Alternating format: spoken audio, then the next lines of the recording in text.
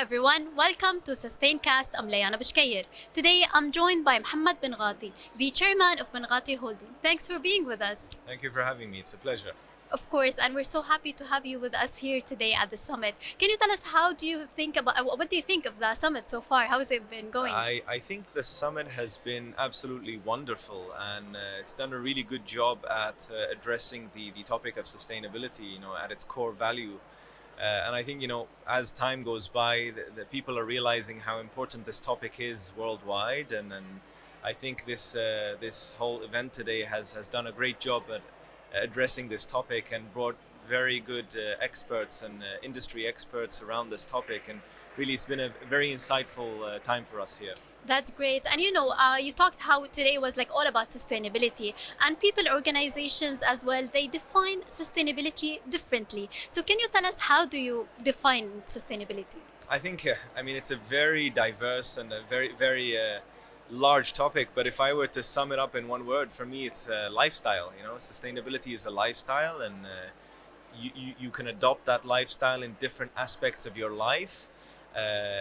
We were discussing how it works with development earlier on the panel today, and I think a lot of people think that it has to do a lot with building materials and whatnot, but I think what a lot of people perhaps don't know is that sustainability starts from the time you select a location of a project, and can this location reduce the need or requirement to use cars to get to places? Is it close to a metro station, to mobility? Is mobility accessible to the location that you choose?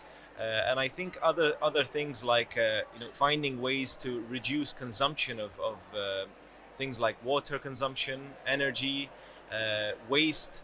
And then also, sustainability starts very early on for us in property development. From the time we enter the site in terms of contracting operations, what are the quantities of materials we're ordering? How can we use certain materials in a repetitive manner as opposed to going and buying the same materials again and again? For example, MDF boards. I gave this example in the panel discussion. When we're casting concrete using MDF wooden panels, we try to use them as many times as possible before, getting rid of them. So there's a lot to discuss when it comes to sustainability, but I think for me it's a lifestyle. Absolutely, and it's an interesting way of defining it. And you mentioned how developers have certain ways or different ways actually to implement sustainability. But if you want to talk about Binghatti specifically, can you tell us about some of the sustainable innovations that you are implementing at your buildings? Absolutely. So I think we're a very design-led developer. So for us, sustainability starts from the design phase.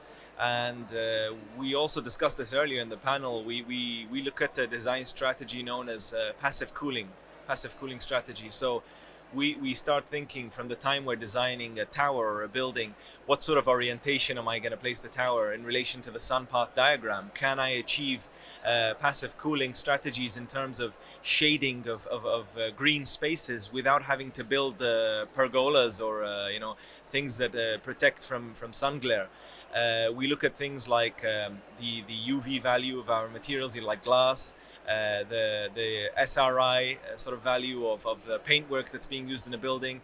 But again, things like passive cooling are very interesting to me as an architect. I did my degree in architecture, so you can really delve very deeply into this notion of passive cooling, where you can achieve certain temperatures without installing air conditioning. You can achieve certain levels of airflow by designing volumes or masses, building masses in a very smart way.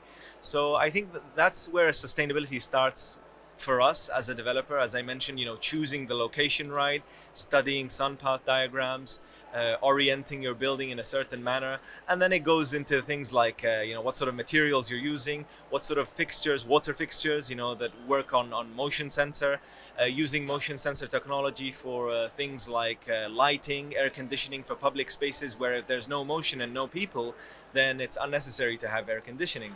So a lot of strategies we're utilizing and smart systems to really bring in the sustainability narrative, and we've achieved a very significant reduction. In the case of water consumption, we've achieved a reduction of 15%. In the case of energy, around 20%, just by adopting these strategies and materials. That's great. And you know, you spoke about the achievements and the great things that you've been doing in this domain. But if we want to focus on the challenges, what kind of challenges are you facing when it comes to implementing these strategies, and how are you overcoming these? I think, I mean, it is a very challenging endeavor, considering that we're a very fast expanding developer. We're very fast. The portfolio has grown to a very considerable size right now, around 40 billion dirhams worth of real estate in Dubai. So to be able to maintain sustainable practices and have criteria defined by the sustainability team, for example, right now we have a minimum criteria of green spaces to be provided in any project that we develop. So to really make sure that we follow such notions and criteria religiously becomes challenging when you're trying to scale up your portfolio at such a large scale. Also, challenges come in terms of the technicalities of certain technology, the use of technology, and then working with authorities on how to make this work within the authorities' parameters. For example, you know, right now we're working on a photovoltaic facade in one of our projects, and that can potentially generate energy to charge up to 20 electrical vehicles in the building. Now the question is, how do we achieve this in a way that's acceptable to an authority like DIWA, for example? So we're in conversations with the authorities.